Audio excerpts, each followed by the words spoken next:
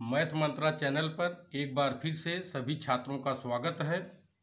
आज हम लोग एनसीईआरटी पैटर्न पर आधारित कक्षा 10 की गणित के जो कि पाठ वास्तविक संख्याएं हैं के एक महत्वपूर्ण बिंदु पर चर्चा करने जा रहे हैं।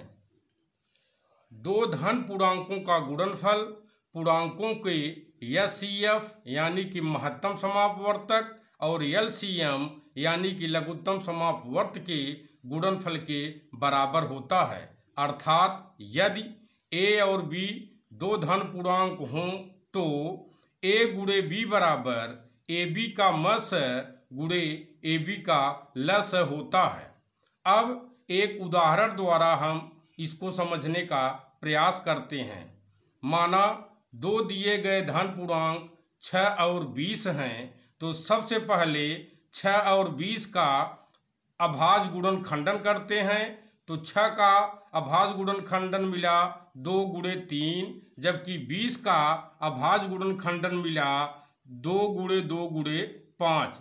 अब हम लोग 6 और 20 का महत्तम समापवर्तक ज्ञात करते हैं। महत्तम समापवर्तक ज्ञात करने के लिए सभी छात्र जानते हैं कि जितने भी धन पूर्णांक दिए गए हैं उनके अभाज्य गुणनखंडन में जितनी भी संख्याएं कॉमन होती हैं वही आपका महत्तम समापवर्तक होता है। जैसे इन 6 और 20 के अभाज्य गुणनखंडन में मात्र 1 2 ही ऐसा है जो दोनों में मिल रहा है, इसलिए 6 और 20 का महत्तम समापवर्तक 2 होगा।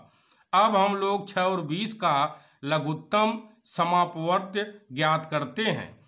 अब लघुत्तम समापवर्त के लिए कहा गया कि अधिकतम संख्याओं का समावेश होना चाहिए, कोई भी संख्या नहीं छूटनी चाहिए। तो 20 में हम देखते हैं 2 बार 2 आया, इसलिए हमने 2 लिख लिया। अब 6 का ये 2 भी इसी में सम्मिलित है। अब 6 के अभाज्य गुणनखंडन से एक बार 3 आया, इसलिए हम 3 लिख लेते हैं। 20 के अभाज्य गुणनखंडन में एक बार 5 आया, इसलिए 5 को भी लिख लेते हैं। इस प्रकार 6 और 20 का लघुत्तम समापवर्त 60 हमको प्राप्त होता है। अब जो एक सूत्र हमको मिल रहा है कि दो संख्याओं का गुणनफल बराबर संख्याओं का मस गुणे संख्याओं का लस, उसको जांचने का यानी कि सत्यापित करने का प्रयास करते हैं। सबसे पहले लेफ्ट हैंड साइड में चलते हैं। हमारे पास दो संख्याएं कौन कौन सी हैं? 6 और 20।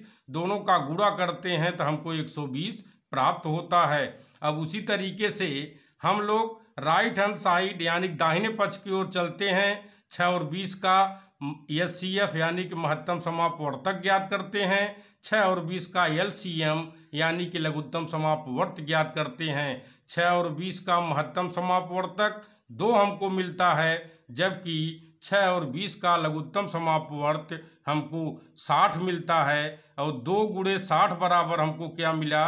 120। तो इस तरह हम कह सकते हैं कि बायां पक्ष बराबर दाहिना पक्ष, यानी कि दो संख्याओं का या दो धन पूर्णांकों का गुणनफल बराबर पूर्णांकों का मस गुणे पूर्णांकों का लस होता है। अगर इस टॉपिक को आप सभी लोग भली भांति समझ गए हैं तो हमारे वीडियो को लाइक कीजिए, हमारे चैनल को सब्सक्राइब कीजिए, ताकि आने वाले सभी वीडियो आपको प्राप्त हो सकें और आप घर बैठे सभी पाठ का, सभी अध्याय का, सभी प्रश्नावली का अध्ययन कर सकें। धन्यवाद।